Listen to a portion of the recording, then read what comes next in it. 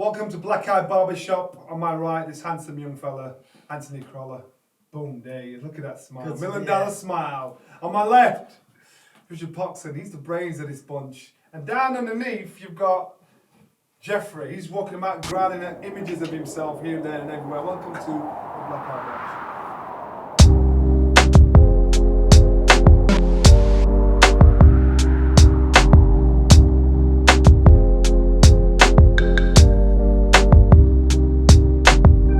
Yeah, last week's action. Who was it? Let's start.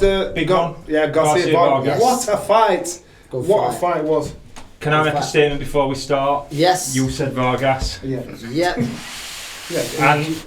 And we're on it with the. Okay, 1-0. No problem. Right. I thought I'm going to go for the underdog this time. But he got his ass whooped in. I must admit, he started well. Yeah, he started well. Vargas. But then he started to get chopped halfway through the fight, but he came back into it. I was actually surprised he went the distance. Yeah, I was surprised. Joe, here's my thing, and I was having this conversation the other day in the gym. Vargas, he's not a welterweight, is he? He's not a welterweight. There's no conditioning on his physique, is there? Yeah. No, he's not. And I saw you see that a lot of the time. We've saw the Mexican fights. It's very rarely you see Canelo, but other than that, you know, who's shredded sort of thing. Who's shredded? But I know what you mean. You just think there's a lot on him, especially. He looked better for this fight than what he did with Spence. However, you think he's not a welterweight. However, Vargas is he's a top 10 welterweight. He's accomplished at weight, isn't he? Yeah, you know, you could argue top 5 in a lot of them, but and Garcia beat him. And listen, it was very competitive. He was at the combination, the shots he was getting. Yeah. He just didn't have the power that way to get the job. Yeah, to get it done. So you can understand why Garcia is staying at the weight when he's beating Vargas. Do you know what I mean? But I still believe he's definitely a 140 fighter. No, he's got to drop at least a weight for me. Yeah. And I think you could tell when he weighed in. And it sounds stupid image, but he's got like these tight boxer shorts on, and his legs were like tiny. Yeah. But then his body just went up like a square with his head on top. There was just it might take even time. Boxing around his back, you could see him rolling extra weight. But it might take time for him to get comfortable into the weight. To grow into the weight. Does he need to grow into it though? It looks he's carrying enough weight there to drop £7, sure. Yeah. That's when he's coming out, I think 10-5, didn't he? Coming around 10-5, and you just think there's some big fights to be made there at 140. I know Josh Taylor mentioned it. You know, he'd love to make that fight, and that's a fight. What a fight that would be. But they're talking about Pacquiao, aren't they? But I don't see that happening next. I think Pacquiao's in a position now where he can actually choose who he wants. Yeah. You know, and he'll be strategic about doing that. He'll choose who he wants. Funny enough, this week Floyd Mayweather's in town, so I asked him, "Is that it? Or could we see you back in the ring again?" He said, "Never say never." You know, Pacquiao's still around, and you know, it's about we go back to our team and see what's there on offer. I know it might be just teasing him when he's 43 years old now, but again, when you get to a certain stage in your career, your Pacquiao's, your Mayweathers, you pick fights that probably mean a lot more financially than they do in regards to legacy to where you stand. Like that, just what suit, But look, it was a good fight, like you say. He started fast, I thought. He started really fast, and after a few rounds, I thought the upset looked like I thought this is going to be tight. I was thinking, yes, I've got it right. I know. 6 or 7. No, he's got it right. But I'm thinking this is going to end up being tight, and then he just, like you say, he just put his foot on gas, didn't he? And then he just started to pull away. But good performance, and but I do think, like you say, he's got to drop away. But he's either way, he's bang up. And of course, Calify against Gonzalez. You know what? I think maybe Calify looked at Gonzalez and thought he's had his day. Now it's the young guns coming through. But Gonzalez was and he was consistent in having a lot of shots going. You know what, I think we done it a little bit. I think we all looked at Chocolatito, and his best days probably are behind him. However, do you know, he'd only lost the once. I think Michael was saying it on commentary, but he'd lost twice to the same fighter. First fight, he could have easily got it. The first fight, second fight, he walked onto a peach of a shot. And I think, for me, and a lot of people sort of, online criticising Carl, saying, he fought his fight. But do you know what I believe as well? I think Carl's very big at the weight, and I do believe the weight hurt him. I know Scott, who does his nutrition, gets him down the weight. He looked fantastic on the scales, and he said, Carl's no rumours or anything like that. He struggled for a few years, to make that limit. And I think he thought, I'm the bigger guy, I'm going to make my strength and my size tell. And I do believe, as good as Chocolatito was, I think he's definitely got to move up weight now. I think after a few rounds, the strength, the zap in his shots wasn't there, but at the same time... If you're boxing a Roman Gonzalez, or do you go and stand toe-to-toe with him in the pocket away? with him? Yeah. True, whether that was... Do you do that? Or would you have took a few rounds moving around him and trying to wear him out of it? You use smart, you use brain, and I think... You look to use that reach a little bit more. Yeah. You use brains, and I think it's a case of now, how will that loss affect your fight? Yeah. I think he's certainly going to move up, isn't he? But there's no disgrace in going... No, he's a special fighter. He's a special fighter, isn't he? Well, the thing is, again, when you're boxing at world-class level as well, what happens is when you get into that weight division, you need to be able to squeeze into that weight so you're the biggest and strongest for as long as you possibly can. Yeah. And then you can bully everybody. But then when you've got to step up into the next weight, you're reliant on the skill you have.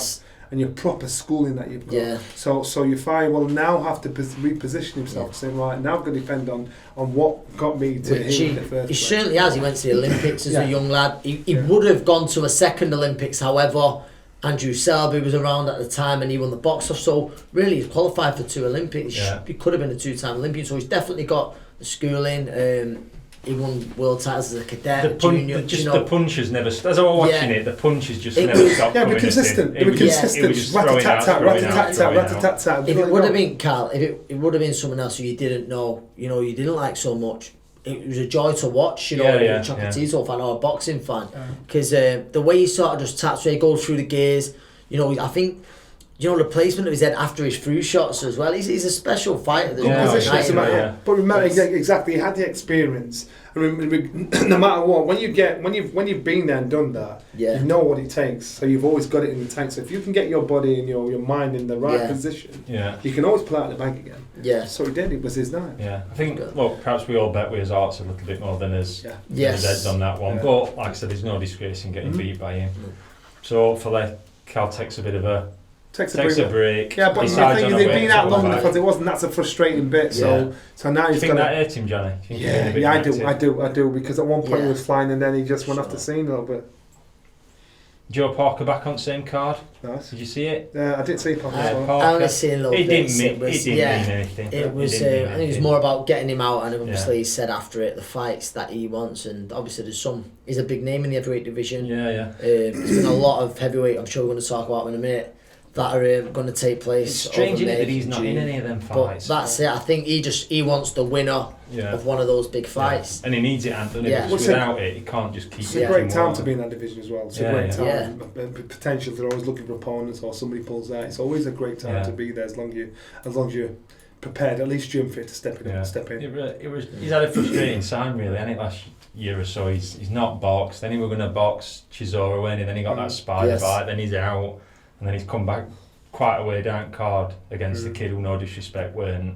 Yeah. He kind of went fantastic, you know what I mean? He was like a big cruiserweight. But that's what I'm saying. You need these outings anyway, just to confidence builders, to just to make sure I can actually still got this. I'm still capable of doing this. It was a good look. It was a good finish, but he got caught with a few right hands, didn't he? Yeah, he took a few. At the end of one of the rounds, I can't remember if it was second or third. He took a fast right hand. But you do that when you're up against somebody who you think is of less of a opponent. Look at Tyson Fury. No respect for what's coming back. Yeah, look at Tyson Fury's last fight before Wilder. Yes. He got caught. He boxed terrible. If he'd have boxed Wilder, he'd have got Wilder was that fear factor there, and a lot of nearly all fighters need that little bit of a fear factor, and obviously it wasn't there Saturday on Parker. It was simply a job to get him out, back active, and he's going to be looking, and I wouldn't be surprised, especially with the DAZN link, whether he fights the winner. William White won't happen again, but there's Usyk Chisora. There's big fights out there for him. Yeah, there's White Povetkin winner of that. Even Dubois Joyce winner of that. Maybe or maybe he sees that as a step back. I don't know, but still a good fight for him. Of course, some good fights out there. So, shall we go on to this week's news? Yes. This week's news. My favourite. Well, is it a favourite? I don't know if it's a favourite, right? Really. So Wilder's said yes to rematch. Well, third rematch, so trilogy's on. But did you see that Instagram post he did? Which one? The speech? Yeah, the speech. I was trying to say then to Michael. What did you think? I wondered how many takes it took him to do it. No, we'll do it again. Listen, no, we'll do it again. Listen, no, we'll do it again. Take 15. And so I actually thought, I think the problem is this: he's unbeaten, and his ego. Yeah, he's doing all that at the moment. Ego's a big. His ego is saying a lot of things, and you think, "Oh, come on, man, you got battered. You got battered." And his ego jumped in his mouth straight after the fight, saying the suit was too heavy for me. That was ego talking. When he's at home around people that don't take the BS. To say, oh, listen, you got your ass busted. He had no choice but to go for the trilogy. Yeah. But he'd have been better in that clip doing something with a bit of humility, wouldn't it? Of course. But I just thought that speech about I'm your king and your king's return. Like you just said, Andy, like somebody said, I'm making a movie and I need this fella to play this role. Send me in a clip of yourself talking. Listen, it's like pantomime. In boxing, either the villain or the hero. It's always the villain makes the most amount of dough. But so now he's playing the villain. There'll be people who watch that who probably wanted him to win and think, no, he'll get knocked out next time. Do you know, that simple. It was just painful. Well, I think, and this is just a personal opinion, so I'm not speaking for everybody, I think the excuse he came out with in the ring, I think he lost a lot of credibility with fans. With some fans when he said that. Well, you said it last week. If he'd have just said blood running in me here, I couldn't quite. I lost some balance. And I have to respect him. I said this last week. I have to respect him for not using that. But then to come out with what he did, it's just. He's got battered. Look, this last week, he's got battered, hasn't it? Since he did that Instagram video, he got battered. But like we said to Michael, I said to Michael, the problem is, to me, it sounds like. He is the bus driver, ticket conductor. So a lot of yes men around. He does what the book stops with him. Jeffrey. The book stops with him. That'll sound good. And that's where the problem is. I think. I mean, look, there's nothing definite, but the only thing I've heard from it, from any fallout from it, I've heard his attitude in the last 10 days in Vegas. I've heard there were all sorts of nonsense going on. I heard that. I've heard there were some real nonsense, and even when people tried to pull him back, his ego took him too far that way. Well, you know what? Sometimes you have to learn the hard way, and maybe. But what a time to learn, exactly. But what I'm saying is, look at Anthony Joshua. He got to the point where he was becoming complacent when he got into the ring, and so that loss to Rui was probably the best thing that could have happened to him. So maybe this beating he got by Tyson Fury has made him check himself and think, right, you know what? In reality, I've got to put ego to one side and think, right, I need to sort this out. But listen, it's always good. Something good can always come out of something bad. Yeah. You just worry for him, like Josh could fall back to his boxing skills, couldn't he, that won him an Olympic gold and got him up there. And what does Deontay fall back to? That's been the thing. I think we were talking about last night, how would you train him for the rematch? But Michael mentioned it then. I mean, there's so much to improve with him, but how long? Yeah, how long would that take? Take years. Do you know? He's always going to have that power. Listen, there's no secret. The equaliser has always been Deontay Wilder's punch, and if he can't land that, he's.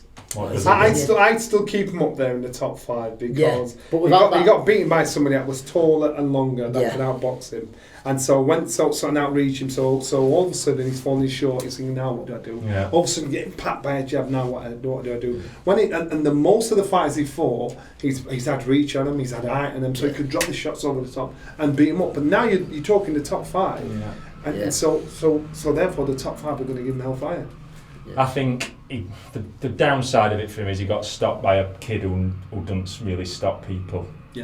At that level, who's not known. Tyson's not known for stopping people, and he's got badly stopped by him. So I know you're saying top 5 now, but would you back him against the Ruiz? Would you back him against the Kaunaki coming through? Would you back him against again, I don't know. Has he lost that invincibility now? Do you know what I mean? Once it goes once, could happen all the time now. Do you know? Well, the other thing is this: it's about confidence, self-belief, and I'm looking at his little Instagram post. He's not lost any of that. No, he's not lost that. So another fight announced just last night. Yes. Joshua Pulev. All right. Tottenham. Mandatory defence.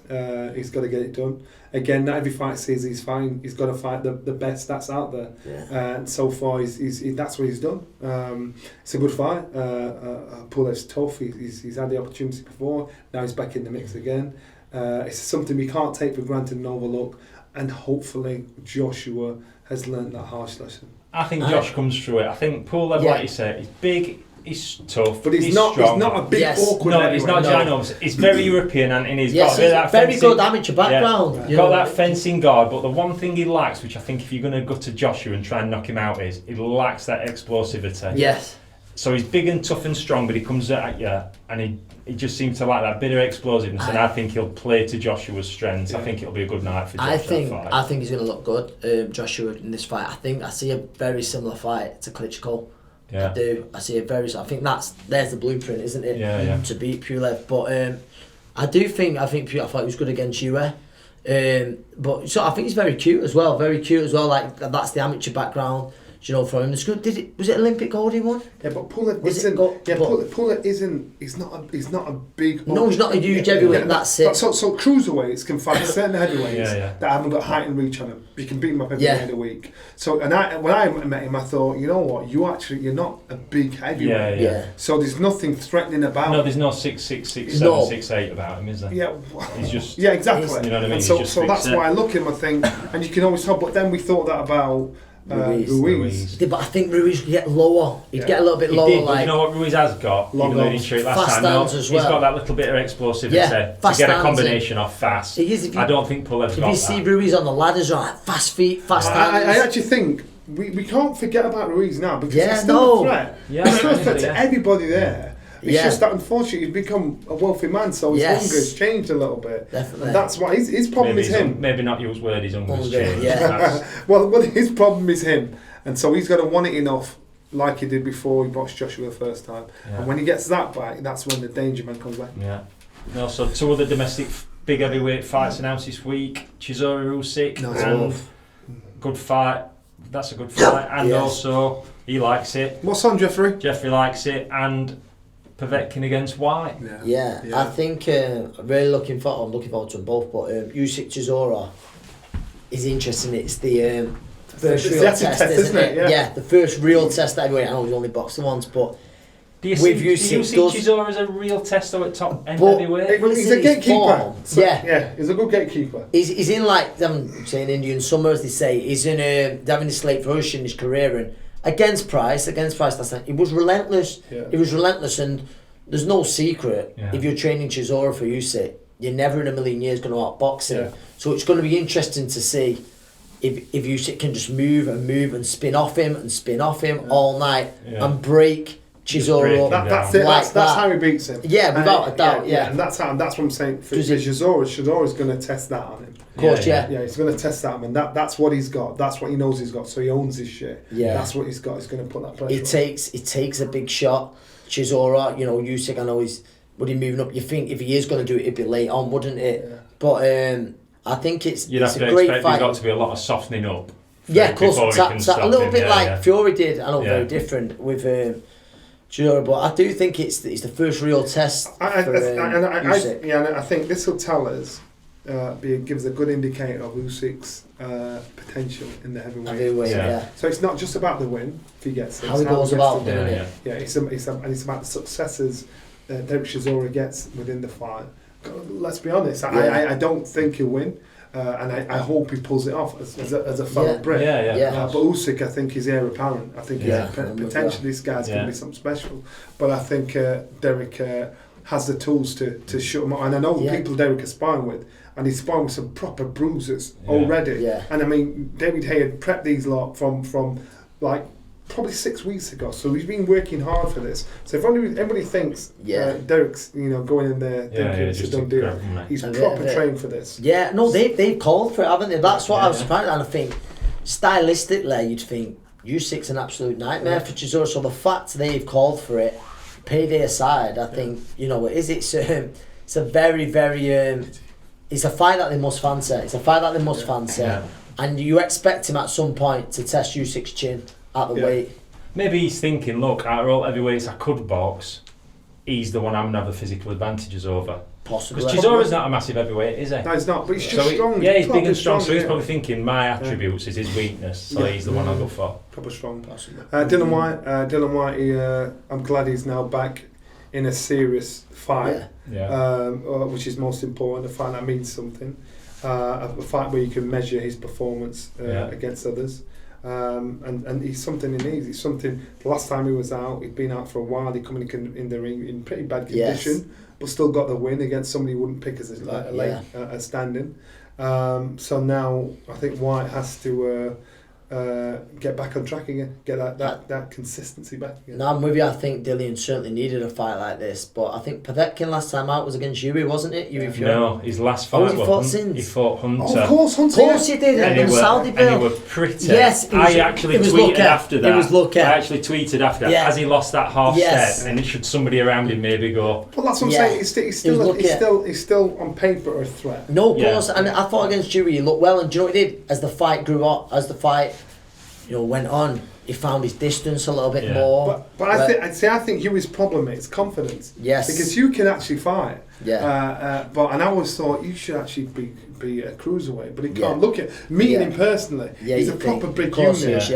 So it's about that confidence and self-belief as a heavyweight. It's a really good fight because I think the Hunter fight will be a very different night for Povetkin than White will be. White Dillian's not got the movement. I would not be. To me, if Povetkin beats White, it won't be an upset. Yeah, that's boom, boom, boom. Yeah, it won't be an upset. You can't see that going the distance. Like you say, Hunter's got the movement, for an heavyweight. Dillian's not got that. I mean, he's going to stand there and he's going to. I think they're going to meet in the centre of the ring at times, and I think it's going to be very entertaining to watch. I would not be at all surprised if Povetkin did White early, because I don't think... Is that your prediction? No, it's ages. There's ages to go yet for prediction. I just think he'll probably start... He knows now after that last fight that he badly tired at end, Povetkin against Hunter. So he might start off faster, and I think if they do meet, technically, look, if he were 34 or 5, nobody would be putting anybody near Povetkin. He'd be the right. Time is everything. With you, time is everything. 5 or 6 years ago, you would have done everything to avoid him. Your kid boxing him. Of course. Yeah, nice touching forte, but the last thing you lose is your punching it, as we know. Technically, he's still very good. Technically, he's still very clever. He's still very good. I think with Canelo, when it's like how many weeks? Yeah, is it now? It's 8 weeks. But I think the two fighters that seem to be in contention for it. They're both in training. They've both been in camp for a few weeks. Psychologically now, Anne, if you're the one who doesn't get it, we don't know who's got it and who's not got it. If you're the one now who doesn't get it and you've been chasing this pot of gold and you don't get it and then you're boxing for that, yes. Psychologically. It's a hard one. What's that like to swallow? Because it's like you've been toed on in it for all these weeks. Come on, it's coming, come on. Boom, door slams in your face. They're the dangerous fights. They're the fights you can lose. Yeah, of course. And you're expecting to fight the best, and then you fight someone that you think. I think it's dragged on that long, this process. And both Billy Joe and Callum have kind of had the name in it, apart from when that Mike Morales' name was. Did I not see somewhere where... I never thought that were happening. Did I not see somewhere where it's more or less... Canelo's team basically sounded Billy Joe. They said it's Billy Joe, but they're still saying it's not done. The trainer said it, but they're saying it's not a done deal.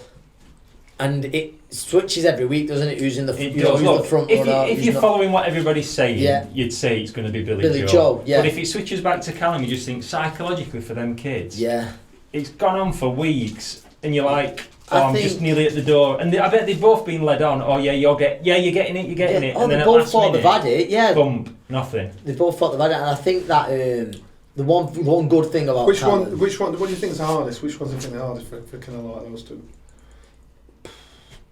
Listen, going off, obviously, I'd be in Callum's corner. Saying round. No, but, and I said this to lads in the gym, I think Canelo would rather fight Callum because, listen, let's go, he's past fight Kovalev. Yeah. There's similarities in height with Kovalev and Callum. Let's go to fights that Canelo struggled in. Lara, Southpaw on the movement. Austin Trout, people forget about that. Trout, Southpaw on the move. Listen, you can say Kirkland. However, Kirkland, it was mad. It was a suicide mission. He was through the kitchen sink at him.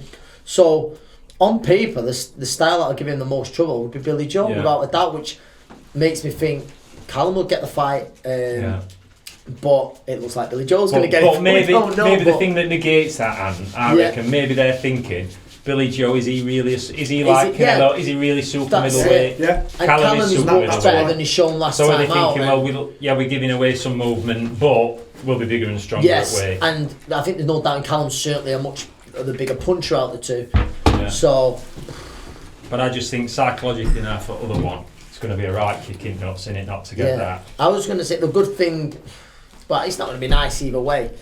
If Callum didn't get it, like he said to me when it was first getting talked about, he says, listen, Crolla, he says, a realist, he says, I know Canelo's the biggest name in the sport.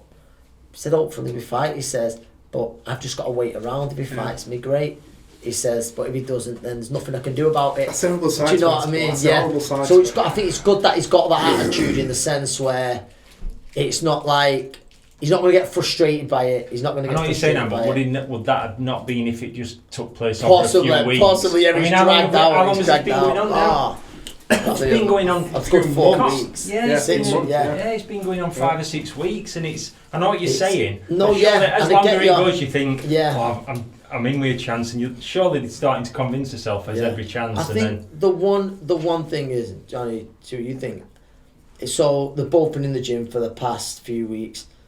At that point, 10, 12 weeks out, you're doing the conditioning part of your camp. Do you know, I think you've got 8 weeks to get the tactics right, and you're still working on thinking, well, if I get that fight, these are the shots I'm throwing. So what's option B? Yeah, what's my other option if it doesn't happen? There we go, if it doesn't happen, and that's probably goes back to where. So they've had enough time to get ready for Canelo, but then if they fight the same date against a totally different style, then there's a bit less time, isn't there? But the conditioning's there. The weight, do you know, is in a good place. It's just the tactics. Is 8 weeks enough time for a world level fighter to be fighting another world level fight? Yeah, I think so. Yeah, well, if they know it's one of them. Yeah. So they'd be getting themselves to a certain level of fitness where 8 weeks they can just step it up, ramp it up. So they're making sure they're gym fit, good gym fit. Yeah. Then 8 weeks is enough time. Yeah, I think technically 8 weeks is okay as long as you've already got. As long as you're not training to lose weight, you're on your way. Yeah. But I think, look, for the one who don't get it, you're probably looking at a Jacobs or somebody like that, aren't you? Maybe. Which is a hard fight. Yeah, it's a tough fight. Hard but that's psychologically, that's what I mean. You've chased this big pot of gold for whatever they're talking about, $6, $7, $8 million. And then it's bumped down to Jacobs. It's not going to be nice for either one of them. No, it's going to be. It's going to be a kicking balls. An interesting bit is then another talking point. It's the first show on DAZN UK. Yes. Well, it was coming, wasn't it? Yeah, it was always coming. It's probably always kept secret. So it's a case of how it'll go on. Yeah. Look, the more platforms, I always say to people, the more platforms showing boxing, the better it is. Without a doubt, Sky has been front runners for the past 27 plus years, bringing boxing and make sure it's consistent on our TVs. DAZN have come along, ITV have done it, BBC have done it, Channel 5, Channel 4 have done it. Everybody's dipped their toes in it. I think the UK public they're used to a certain standard of television when it comes to production. And biased or not, I think Sky are the best at doing it. So what DAZN bring, we'll see which how it rolls on. But you know what, as you're a fan, as long as everybody else is bringing, competition's good. So it's most important. It's just it's curious. Yeah, well, if it means everybody still gets a chance to face each other. And you know what, as an ex-fighter, I think it's a great time to fight as a young man because there's more opportunities. To get on TV, there's more opportunities to get the fights out. To be seen. To be seen. So there's a lot of lads getting work who wouldn't be getting work, who be struggling to get it. That's what I always say about boxing. I think we mentioned it the other week, even like these YouTubers, everyone has the point, but if there's lads getting out on the undercard, I'm happy for them. I'm happy for them. Yeah. Interesting. It'll be interesting to see what they do and see when they eventually come into England and see what happens. Let's see how big they are, because listen, they've rocked things, they've ruffled feathers for the past few years. So let's see how things go. Yeah, it'll be interesting. They're bringing some good content. So a few rumours circulating around and around. One I heard the other day was maybe a Coley against Glenacki. It's a good fight. That's a really good fight. Yeah, that's a really good fight. I'm saying it's almost a done deal, aren't they? Yeah. They're saying it's almost I think a Coley is a big cruiserweight. Yeah. Big cruiser, and I think tough fight though. That it's a tough fight, but you know what? He's awkward. How long did he go on for? He's awkward. He's long enough. I think he'll end up being a champion and move on to heavyweight because you got to give a Coley credit for it. He went to the Olympics after around 20 odd fights, didn't he? It's a great story, and I think he seems very happy now with Shane McGuigan. Happy out there. I think it's a great young coach. That's interesting, but it's one of them. Does he hang around at European level? I have a few more defences. He's got the European side now. He's given up the British. So the next step is the world title, and they must have that belief. It's a tough fight. And it's not even the finished article. No, far from it. It's still like a gambling still giraffe. Is it a little bit early, or will he win that title and then improve as a champion? It might be one of them fights where everyone says after that was the worst move he could have made. Yeah, everybody says brilliant. What a masterstroke of matchmaking. Either way, no matter what, he's then in deep waters. Because he's up against some tough opposition European level, Eastern European fighters, some tough opposition. So therefore, then it's going to be questions. It'll be deep water. So to me, I think he's going to make sure the fight means something. Another one I heard this week from America was if Kaunaki wins this weekend against Elenius, which we think he will. You'd expect him to. That he's going to be Andy Ruiz's comeback opponent. Really? That'd be that would be a good fight. So I'm curious about Ruiz. Kaunaki. Yeah, I like himself. Yeah, but I'm curious about Ruiz because nobody paid too much attention to him before he beat Joshua. Yeah. Now you'd look at your old YouTube fights, you think, actually he's not that bad. Yeah. Now let's see how good he really is. Now he's come accustomed, he's comfortable with his new lifestyle. Let's see how good he really is. I really like Kaunaki, so that'd be an interesting fight. Look, it won't be a fight where any girls are going to be swooning at physiques on show because he wants to call big babies and then you've got Ruiz. Both can really. I really like that Kaunaki. Both can punch, both sell, both very popular heavyweights. I think it's going to be interesting to see who Ruiz teams up with now because him and Manny Robles have split, haven't they? There's not even any. I mean, I've been watching him and following him on social media and that, and he says he's training and stuff, but it's all S&C. I've not seen him hitting any pads or doing anything yet. So is he just putting that out there? I wouldn't be surprised if he didn't box before summer. He doesn't strike when you're watching stuff. He's had a great time with that Joshua money, Anna. Yeah, he doesn't strike. The thing is, he doesn't strike you as if he's desperate to get back in you. But then he'll put out a video, Johnny, doing ladders and go. But listen, he looks in brilliant condition. But it's only knows he's boxing. Yeah. So the Joshua money has made a massive difference to his life for the rest of his life and his family's life. Yeah. It's the responsibility of it. There's a responsibility of being a wealthy fighter because all of a sudden your desires, your attitude, your hunger changes from having nothing to think I want that, I want this, I want that, to having anything you want and not being champion. They're the dangerous champions. Yes. When you fight a champion that's from a wealthy background, he doesn't need the money. Then you think, fuck, what is it that drives this guy? They're the dangerous ones. The hungry ones are usually. Look how many times when we're kids did you watch kids like De La Hoya and they say, he's in however many hundreds of millions. You think, God, how's he getting up and going for a run? How's he doing it? But that's the difference in it. It's just that. So that's why for Ruiz, it's that responsibility of. He's just got to get used to his lifestyle, and I think now he's thinking, I'm bored now, I've got everything I want, but I love boxing, so I want to fight. Be interesting, that'd be a really good fight. I wouldn't bet on winner of that. I rate Kaunaki. A lot of people don't because they put off with how he looks. That could come down to who takes the better shot. I'm going to Ruiz.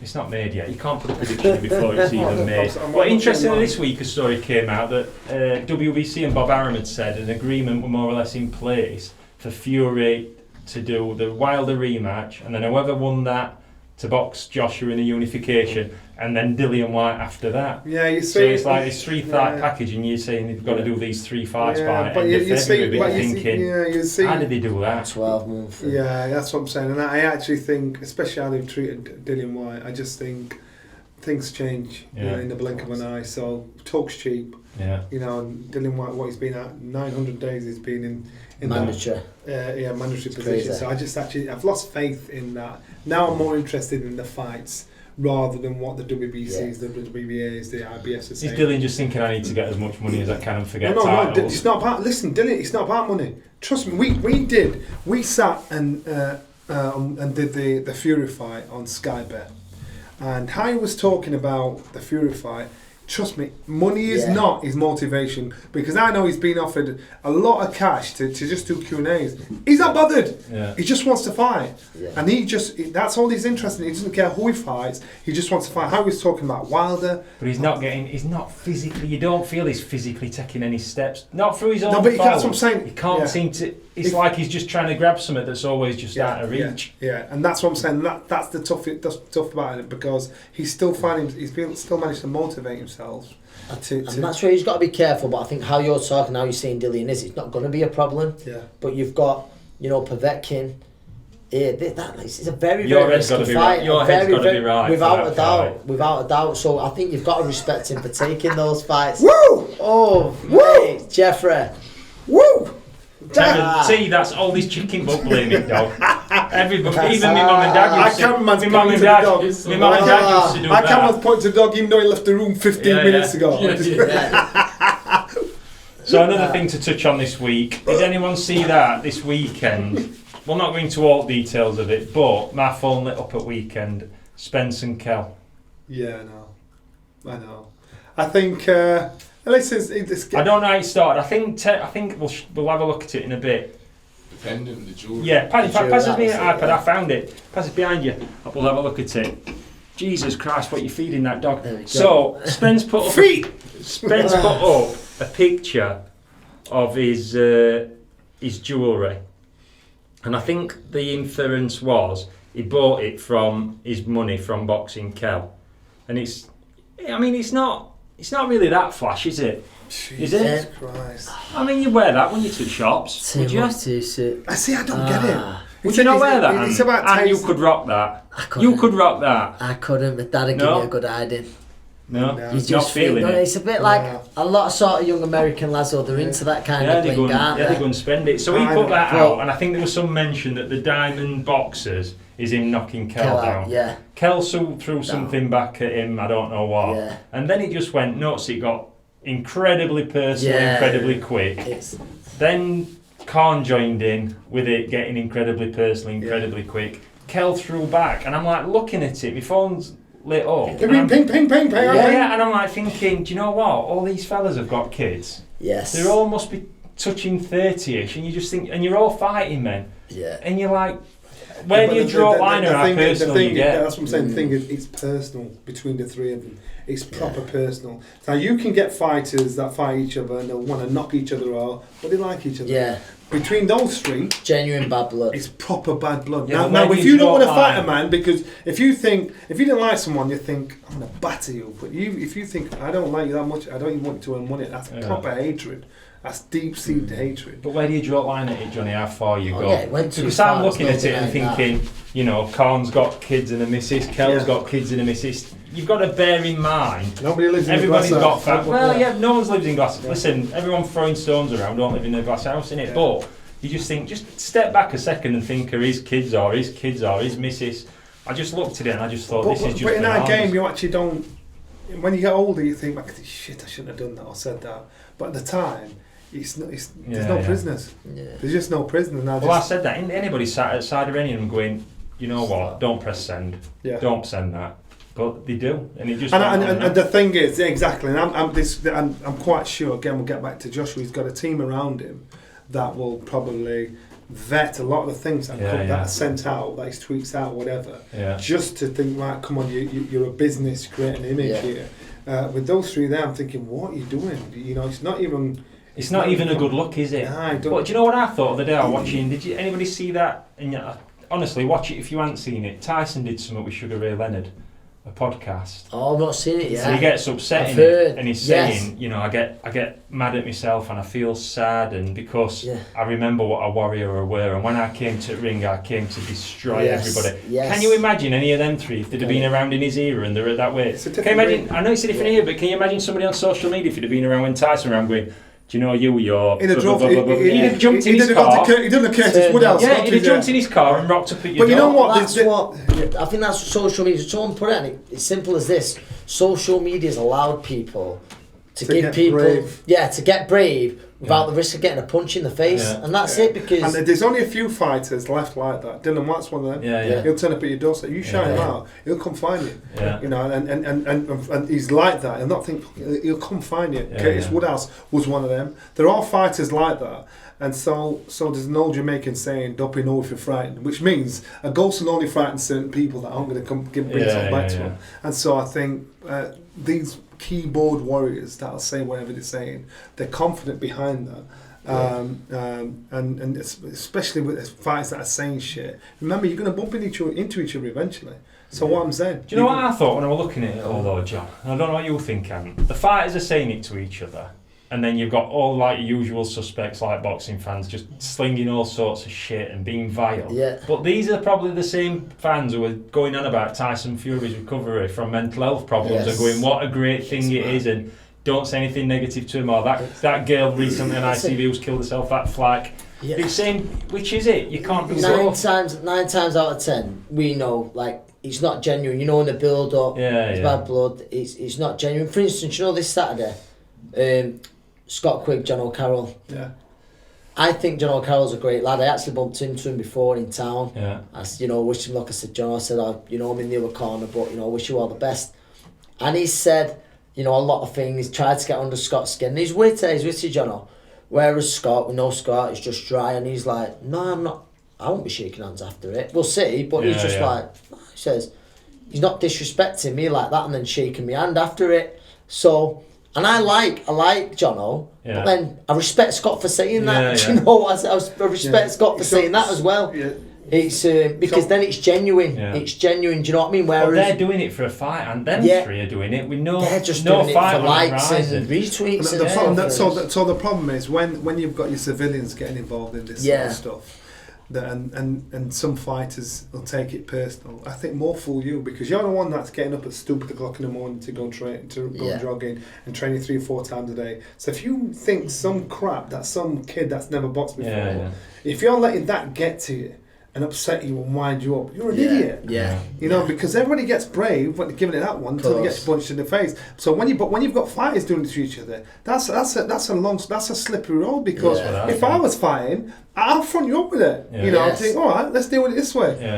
Just let's. You know what? You almost think, does Kell or Con need to rock up at each other's house and get it out of the system and just drag each other onto the garden and go, right, now it's on. Yeah. Forget money, forget this, forget that. If they hate each other that much, just get it put to bed. Yeah. But I just think where they're going off, the one slinging muck and the one getting muck, and like you said, glass houses. Yeah. It's not a good look for anyone. They've all got shit on each other. Yeah, but it's not a good look for anyone, John, is it? Yeah. Do you know what I mean, Anne? Everybody ends up looking bad out of it. I think about it there, and I know they've got kids, and they're not old enough yet, but one day they will be, and tweets are there to be seen and stuff. And kids can be horrible. Do you know what I mean? There's no worse than kids, is there? That's what I mean. Even like they might be innocent with it, but something gets wrote about your dad.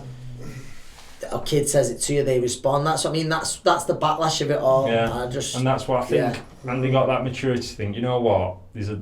I can't stand him, but I'm not going to put on my bounce back. I have get it like that, where you're sitting there, where like you like see Dillian White. Do you know what? I drive around now. Yeah, I can easily get your phone. I'll knock in his door. And we'll have it out over the phone. That's what I'm saying. I respect that. Yeah, same. That's me. And then when people know you think, shit. Yes, yeah. I'm not playing with him. Maybe that needs to happen with him all, but I just thought, at weekend, it were bad luck all around. You see, it were a bit like, do you know, like you see these YouTubers doing videos at each other? That's one of them. No, but Johnny, that's what it struck me about. Yeah. If I was one, I'd bitch slap. I'd go and bitch slap somebody. I'd like ringside. No, what I mean is, them boxers saying that about each other at weekend. I'd bitch slap. If I was Spence, if I was Spence, Kell, or Con, I'd bitch slap one of them. If I'd see him say, all right, and make everybody see it. And that's how. If I was Kell fighting Con, that's how I'd get to fight Con. Like, bam, done. Everybody sees it. Con's mates are gonna say, don't let him do that shit. If I was Spence with Kell, I know I'm not supposed to encourage it, but what I'm saying is. He's for real. There'd be a lot less of it happening. There'd be a lot less of it happening, wouldn't there? So I saw that at weekend. I just thought that were not great all round. And then another one I've heard this week. It kind of ties back to that DAZN deal. I've heard a rumour that Josh Warrington's next fight's going to be in States. Don't know what opponent it is, but apparently I heard Dallas or Denver. That'd be interesting. I know, like Josh. Which is a strange rule, Banks. He sells all his tickets. I mean, I don't know whether it's to do with like the American audience with Shakur Stevenson, but.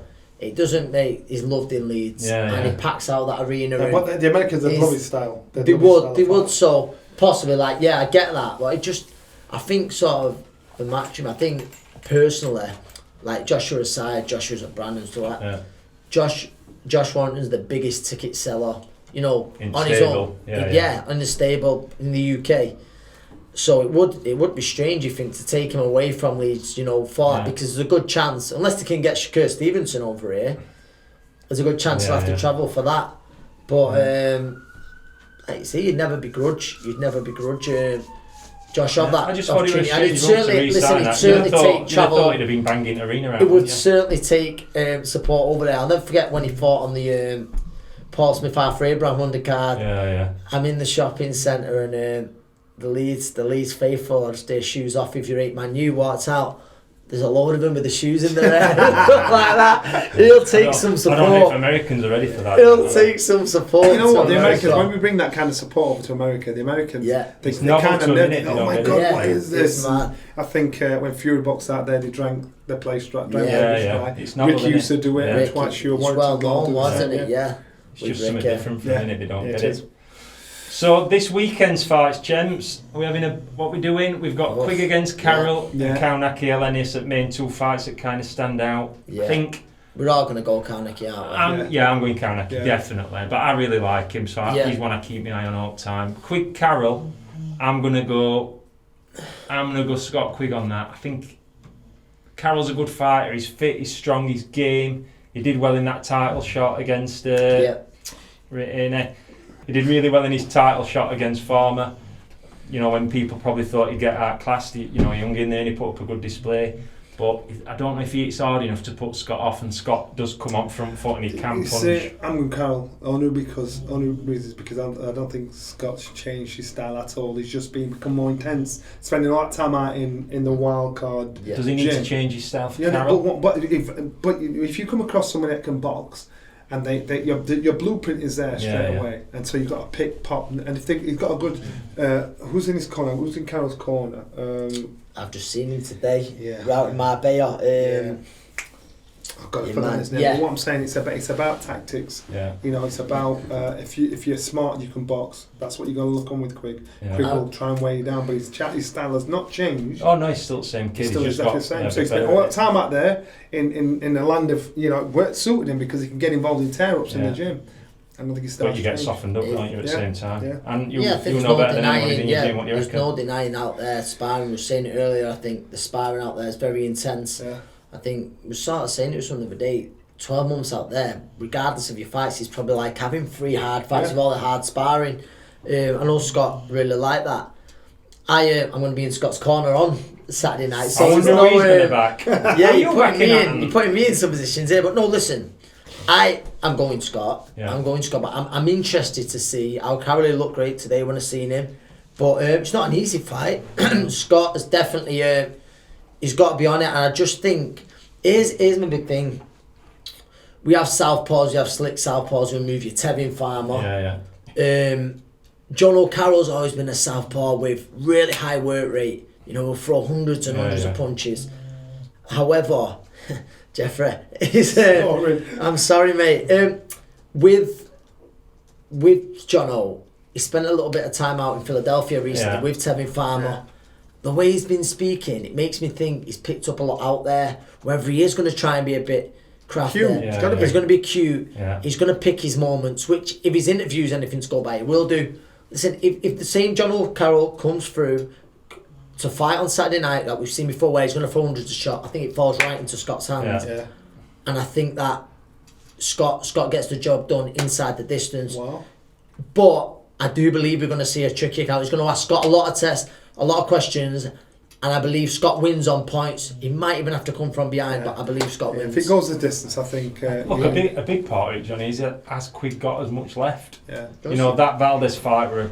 It's brutal. A brutal fight, and he had the problems with the weight and he's a true honest pro. He's a proper honest pro. He'll know himself what he's. I think the weight will suit him better now. I think for years the super bantamweight limit hurt him. He obviously missed the weight with Valdez, but he's comfortable with his weight. I saw him for the last few weeks, and as camp's gone on, he has got sharper. Yeah. So we're going Carroll. Quigg. You were always going Quigg. And so it's my chance to make it one. You can pull one back if you get. Would it be an upset? Would he call it an upset if John O wins? I don't think it is. It might be a bit unexpected, but it's not a massive major upset, is it? I think a lot of people expect Scott to win. If he's still the fighter he was, he wins it. But like I said, Carroll's a tricky fighter, and like I said, I'm really interested to see how he comes after his time spent out in Philadelphia. Yeah, interesting fight. We'll be watching it. This week's, Johnny, have you got one? The Weaves of the Week. I was trying to find something really out there, but I just couldn't. I just couldn't. It would have been. I'm just. It would have been Wilder's excuse, but nah, that's just not working. I've got one. Don't say Liverpool losing at Watford.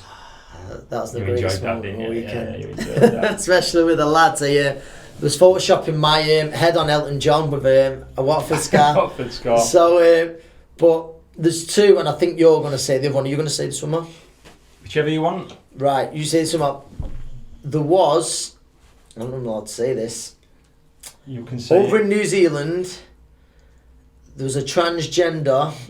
Oh, I've seen that. I've seen it. Yeah, that's just mental. That is just mental. Yeah. Like, at what point does this world get like? So draw the line. Where's the line drawn? Explain what it is. There's a okay. So there's a transgender. Powerlifter. Yes, she is formerly a man. She's now a woman. She done the powerlifting and obliterated the rest of the female field. Yeah. And she got two gold medals, but they're unsure whether the Olympics are going to allow her to compete. So I don't really the weeks whether it's allowed it's just a hard situation that because it's just mad. Are we getting too PC? That's what I'm unsure about.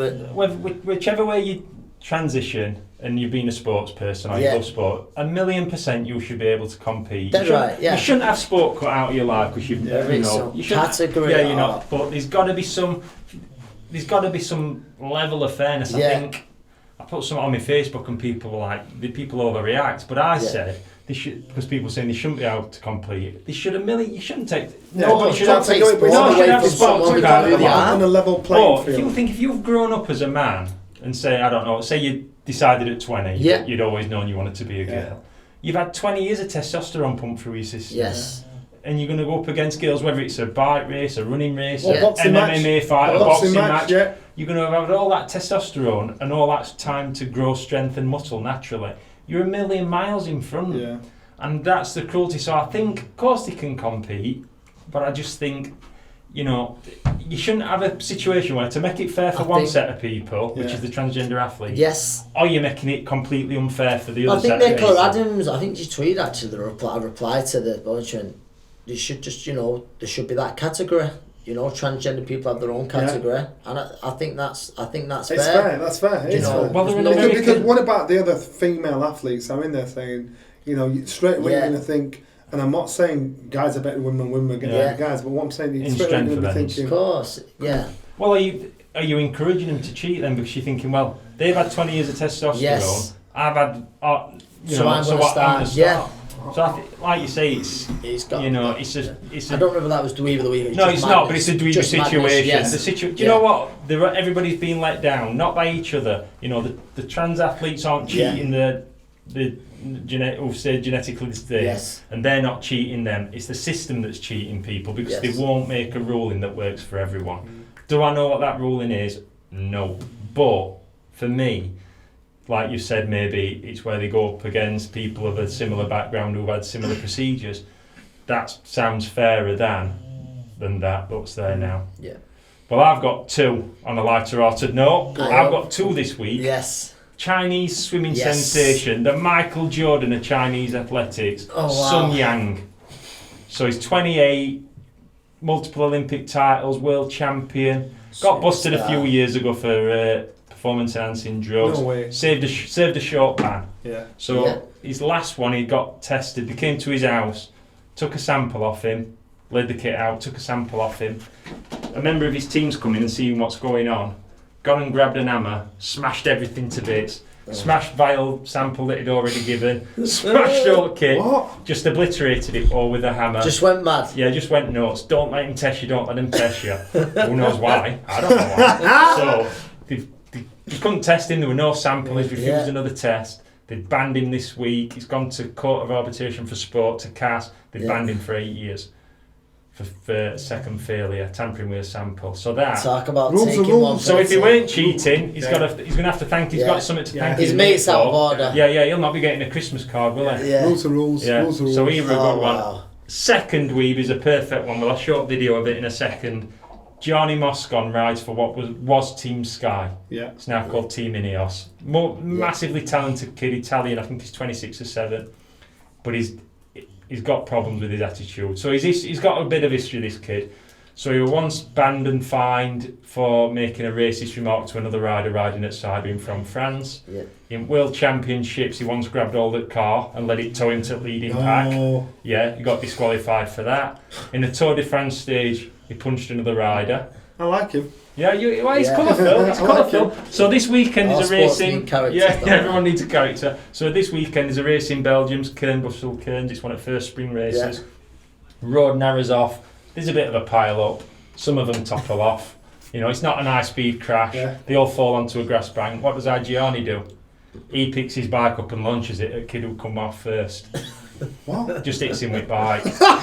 So he then carries on going. Oh, what? So through his own bike? No, he picks other kid's bike up and just launches it at his head, and kid's like, he's a bit stunned. So he then rides off, and then it comes up on the radio that you're disqualified, you need to stop. Yeah. And so he gets his numbers and tears them off in disgust and just throws them on side at road. What, in disbelief because he's been disqualified? He cannot believe he's been disqualified. So here it is, look. We'll show it to you after tea. Yeah. I'm with Cairn, Brussels Cairn, because by the time... I've been there. Just keep your eye on the left. Again, another reason... Oh, no. Just bounced off his head. Yeah, just hits him with bike. We'll have to get a handle on exactly who's been held up here. But again, this perfectly illustrates just how important it is to be towards the... You can't believe he's been disqualified for that. Jesus. And he just carries on, and then when they radiate it through, he just tears his number off in disgust. He's off. So he's there. The guy in the red. If you look on the left-hand side at the Ineos rider here... He's got red and black. Bang, take that. So basically, his bike was wrapped up in the other one. He's just got face on, and done it. But he'd done it after like 100 kilometres are already going. Yeah. Get off your bike. So that's him done. So that was my final dream. So we got disqualified. Delirious, he'll probably get a bit of a ban. But what a thing to do.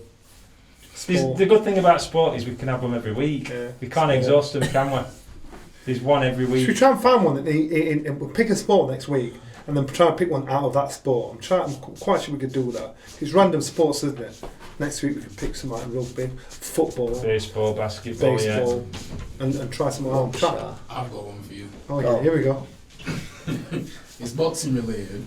Go on. Right, the twee part of it is because it's from the first fight and they're trying to use it as an excuse for the second fight. Yeah. But the Tyson Fury glove situation. Oh, I've seen it. I've seen that. But it's photoshopped. It's a different coloured glove. Yeah, I've seen that. From the first one they seen he did it. So it makes it obviously. So they're basically saying Tyson, the gloves like that. Yeah. Saying Tyson he put his fist in the wrist. Yeah, but we know when you fight, the referee, an official comes in, checks your gloves, checks the knuckle part, checks signs it. That's the image that everybody's rocking with. You can't see it from. Yeah, because that's what I'm saying. A lot of Americans are kicking off about it. That looks like the palm of the hand through. Do you know I saw that as well on some guy put it on Instagram and Tyson I know it all the way back there, slapped him with the glove, but that's what it looked like. And so I've seen that, but I just saw when I saw it, I'm thinking it's a bit hard to actually pull your fist out of the knuckle. Once it's in, Once it's in, because again, it gets signs and you walked out official stick. Plus you get caught, and when you sit in corner, the referee will come up and grab your hand on it, feel your knuckles through it and put them down. Right. Is then no one's going to see you on TV cameras with somebody like touching your glove. It sounds good. It does sound good, but the American was saying, you English bastards. I think English bastard wankers. But on the gloves they use, what are the types? The horse. The horse. They're a bit floppy, aren't they? They are, but a lot of it's synthetic. But the thing is, so when you get in the dressing room, you try and break your gloves up, and you shouldn't do it. So you'd punch the wall just to break it down a little bit, because you use new gloves. You break it down a little bit, so you'll try and get that bit of that. But everybody does it, and then your knuckles get checked when you get in the ring by the ref. Anyway, so if there's any wrongdoings, that's a great example of it, Johnny, isn't it? Yeah, exactly. Wrongdoing when they cut Cole's thumb. Yeah, exactly. It's an arrestable offence. So if you tamper with the gloves and say for instance I did that, took the stuffing out or whatever, and I'm not sure, I could get arrested. I could get locked up. You know, it's against the law. It's the dweebish part was it's from the first fight, and because you're not desperate to cling on to something for the I saw the American really cussing us Brits, saying you cheating bastard. Look, I've seen, and you will have seen, and haven't you seen? I've seen all sorts go off with gloves and stuff before. Yeah. I've seen people having gloves made where we're completely stacked. You know, I've seen all sorts going off, but I don't. From that side of it, I don't see what his advantage would be. No. Yeah. No. But they're trying to say because it's there, isn't it? It's there because it's there. Because it's there. Yeah, but because of where it is, for him then to land his fist, which is your powerful shot, he's got to go through the entire glove. Yeah, it just be an I don't see how it physically helps him in a fiddle. If he'd have took stuff out, his hand would probably be in bits as well. I don't see how that's. I don't see how doing that would help him in fight. I think is this officially being debunked by 3 industry professionals? I'm saying he didn't. I'm saying he didn't do it. Hashtag grasping at straws. Yeah. Yeah. I mean, look, could it pull if they'd have been in a clinch and he's pulled back out? But even then, they'd take that well. I don't see it. And like we said, what is the advantage of having your knuckles taped into the wrist part of a boxing glove? Yeah. That being said, what's the worst incident you've ever known or witnessed in boxing where somebody's tampered with gloves? Oh my God, I've got one. No. Back in the day, got locked up for it. Jesus. Again, this is where I got it from.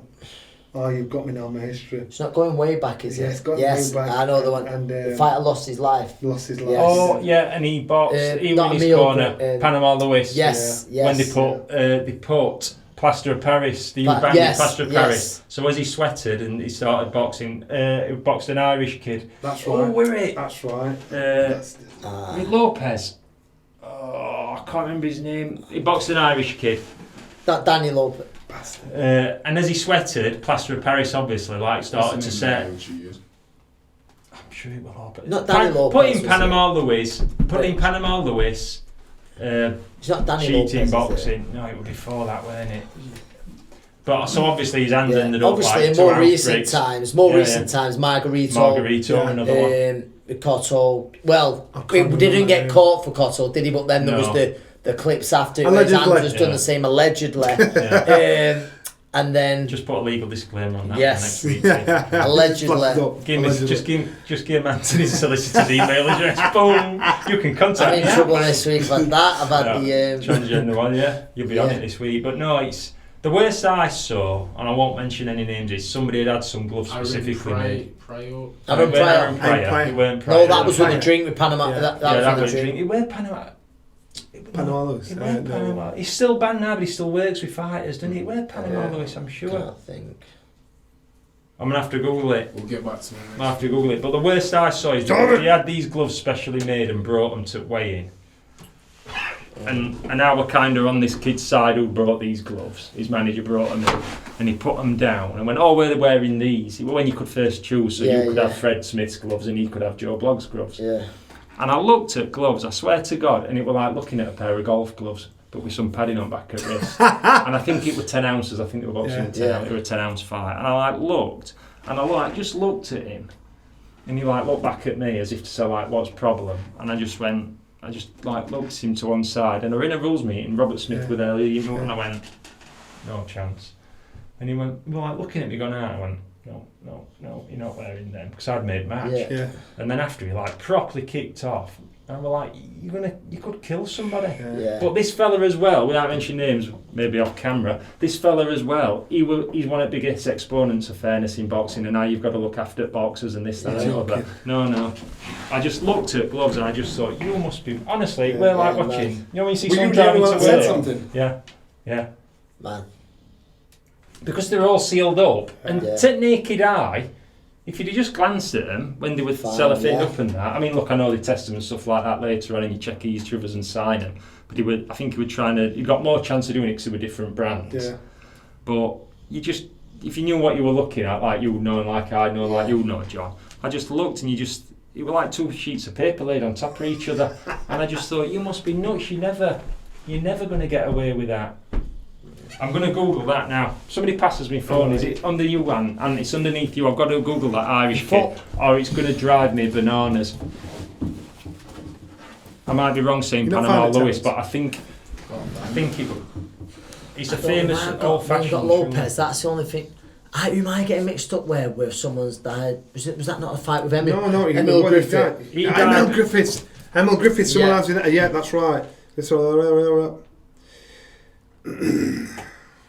kid he drunk himself to death after, didn't he? His face was smashed to bits. Oh, is it? Billy Collins Jr. Billy Collins. And he fought. Let me have a look. Luis Resto. That Rui box, Luis Resto. And who were the trainer? 1 second, I'll tell you. The trainer was. Yeah, that's Bastard Price. Wait on. Yeah, it was Resto Lewis. Yeah, Resto Lewis. Yeah, so it was Luis Resto and Panama Lewis. He got convicted. There's another one. Yeah, he went to jail for it, didn't he? I think Panama Lewis went to jail, and he still got he still works with fighters, but he got a lifetime ban. But the kid who he battered, it would dad. If you watch video, if anybody's like watching this and they want to watch video, if you watch at the end, the dad goes across to shake the Resto's hand and does a double take and feels glove, and then he calls all officials over. Yeah. They're all trying to do a moody one and jump out of the ring. But they catch him. So on Google, so it's not my. I didn't say it. Go on Google. It's Shane Mosley and Margarita. That's one. Mosley, Margarita, plaster of Paris. Nazzy Richardson's seen it when there was. But that Irish kid, his face, he looked like 5 kids had set about him with a baseball bat. His face was just smashed to bits. He couldn't ever come back from it, and he just spiralled into drink, and he died not long after. He died really young.